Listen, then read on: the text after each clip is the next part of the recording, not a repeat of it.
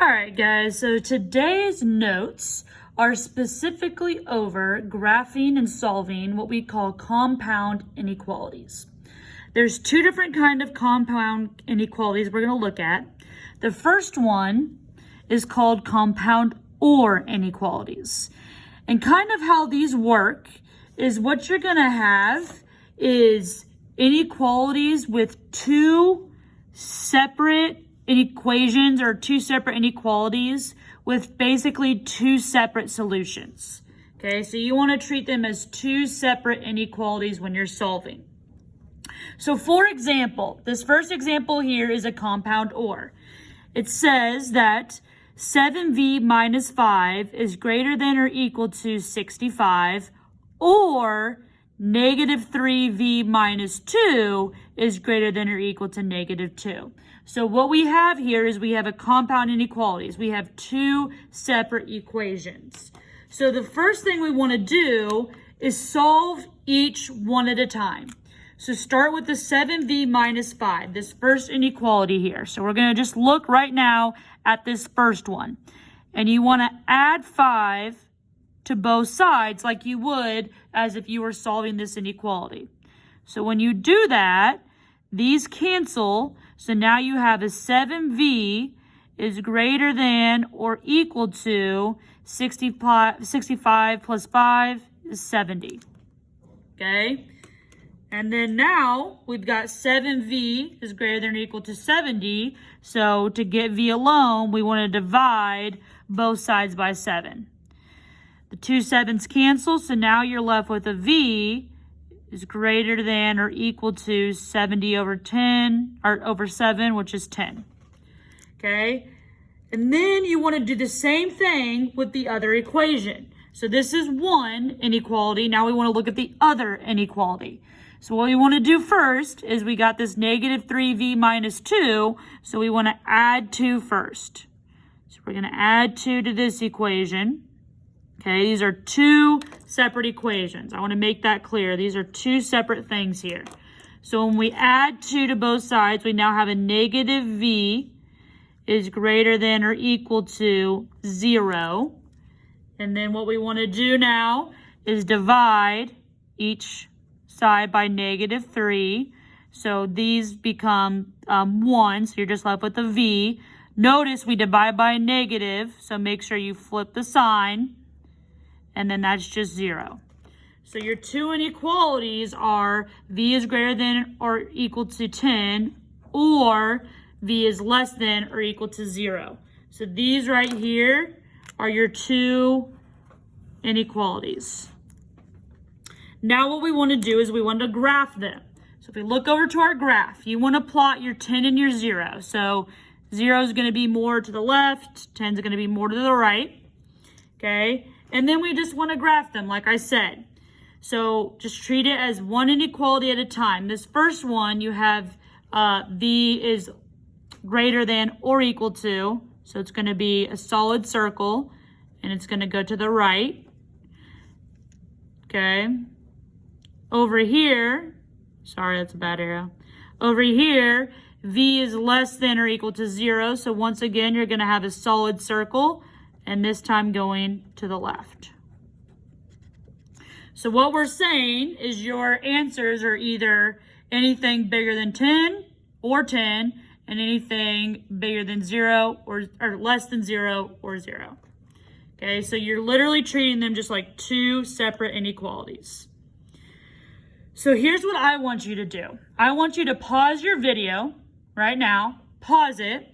Try to see if you can do this example on your own. You have m minus 2 is less than negative 8, or m over 8 is greater than 1. So pause your video, see if you can do that one on your own, and then when you're ready, unpause it, and I'm going to go through it, okay?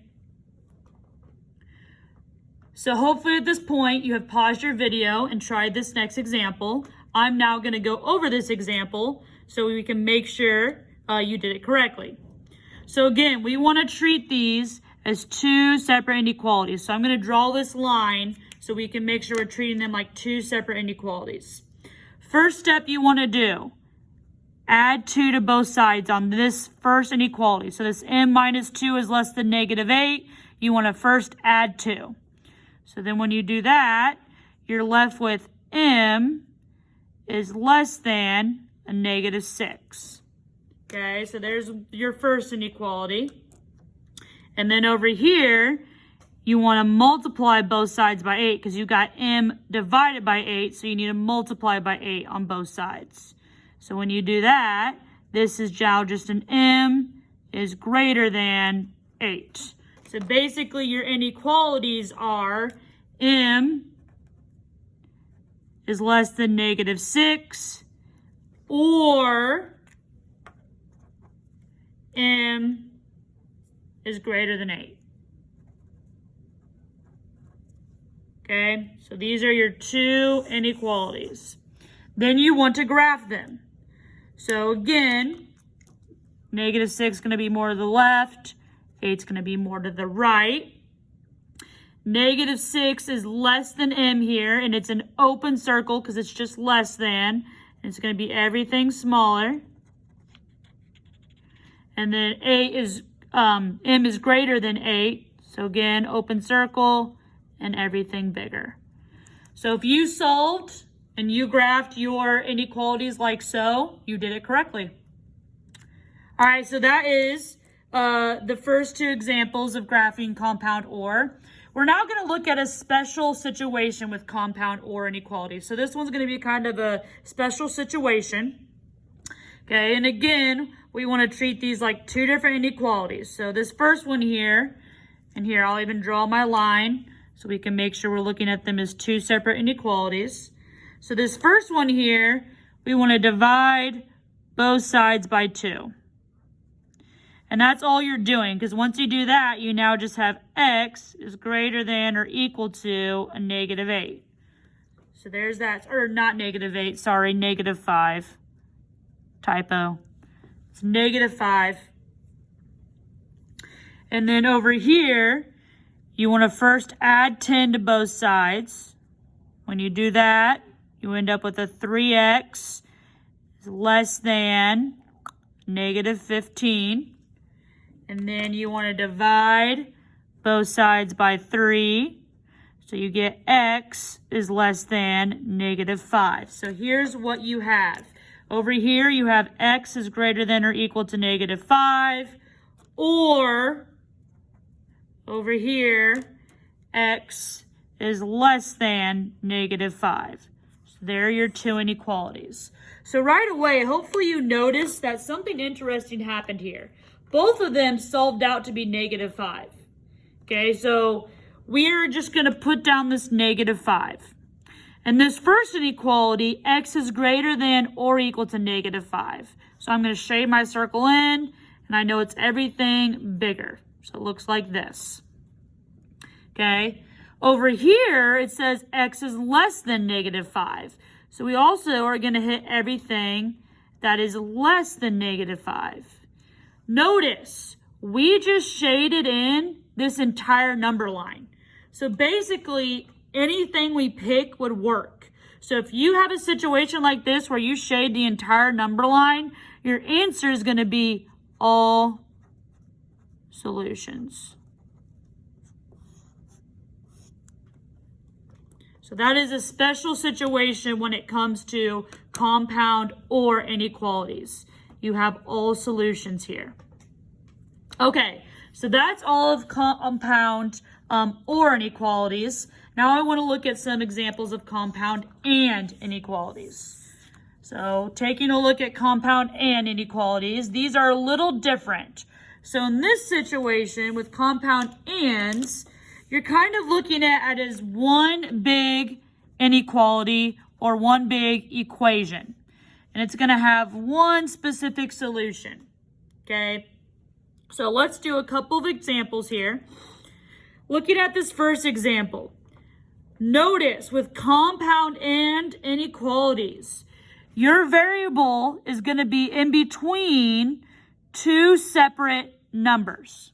So you have 3 parts. Okay, you have a middle, a most, and a least. So this is the smallest, this is the middle, this is going to be your biggest, okay? What's important with compound and inequalities is whatever you do to one part, you have to do to all three of them. So, in this situation, if we want to get n alone, we have to subtract 9. When we subtract 9, you have to subtract 9 from every single part, all three parts. You have to subtract 9. You can't do it to just one part or it will not work. So once you do that, -1 minus 9 is a -10. Okay, this is now just n, and then and then 17 minus 9 is 8. So now you're done. Basically what you're saying is -10 is less than n, which is less than or equal to 8. So in other words, n is bigger than -10, but smaller than 8. Okay, so we want to put down our two numbers. We got a -10 and we've got an 8. So what I like to do with compound and inequalities is I first graph above. So if I look at this first part, where it says that n is bigger than this -10. Well, I know it's going to be an open circle, okay? And if it's bigger than -10, it's going to be going this way. And then I'm going to look at the n and the 8. N is going to be smaller than 8, but it's a closed circle this time, and it's going this way. Your solution, what you want to put on your number line, is this overlap. Okay, so basically your answer on the number line is going to be an open circle here, closed circle here, and everything in between it. So your answers are anything between 8 and -10. Okay, so that's how a compound and works. Key part, whatever you do to one, you have to do to all three. That's the most important part here. Okay, so now let's look at another example. We got two more. I know this is a little bit longer video than normal, but there's a lot to kind of go through here. So looking at this next example, again, we're trying to get k alone. So we want to first take care of this divided by 2. So since it's dividing everything by 2, you want to first multiply by 2. But you have to do that to every single part. All three parts have to be multiplied by 2. -25 times 2 is a -50. Okay, and then now over here, you just have a 7k plus 6. -4 times 2 is a -8. Okay, now we want to add 6 to both sides because we're trying to get k alone. So we're going to add 6 to all three parts. So you're adding 6 to everything here. When you do that, you get a -56 here. Now you just have a 7k here. Make sure you're keeping your symbols. And then over here you have, oh guys, I messed up. You're not adding 6. You're subtracting. I apologize. You should be subtracting 6. So this is right. It is a -56. This becomes a -14. That's my bad. I apologize. All right, then last but not least, you're dividing everything by 7. So this becomes a -8. This is just a k, and this is a -2. So now on the number line, you've got a -8 and a -2. Okay. K is everything that's bigger than -8, so it's an open circle going this way. K is everything smaller than -2. So again, your answer is this overlap here. So on your number line, you've got open circles and then everything in the middle. Okay. One last example, and then that's it. This last example is another special situation. Okay, and it's also another way that you could see compound and inequalities. You also sometimes might just see them written where you have something here and another inequality. So one inequality and another inequality, still just compound ands. So in this situation, when they're separated like this, guys, you treat them like two separate inequalities here. So if ever you have the word written, just kind of look at them as they're two own things. Okay, so keep them separated. So over here, we want to add 3 first to both sides. So you get a 5x is less than 15. Divide both sides by 5. And you get x is less than 3. So that's your first inequality. Now you want to do the same thing to the other side. We're going to subtract 1 first to this inequality. And when you do that, you end up with a 4x is greater than 24. Divide everything by 4.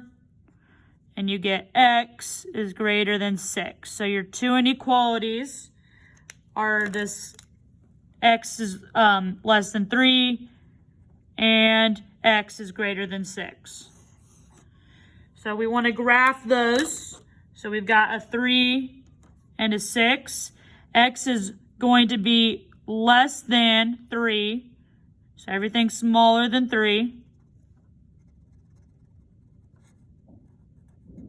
And over here, x is going to be everything bigger than 6. Notice, there is 0 overlap. There is no overlap in this problem. If you have a compound and there's no overlap, you have no solution. All right, so that's all for compound inequalities. Make sure you get the homework done that goes with this. And if you had any questions after watching this video, save them for when you see me, or if you're in class with me, please ask me. And other than that, have a great day. Bye.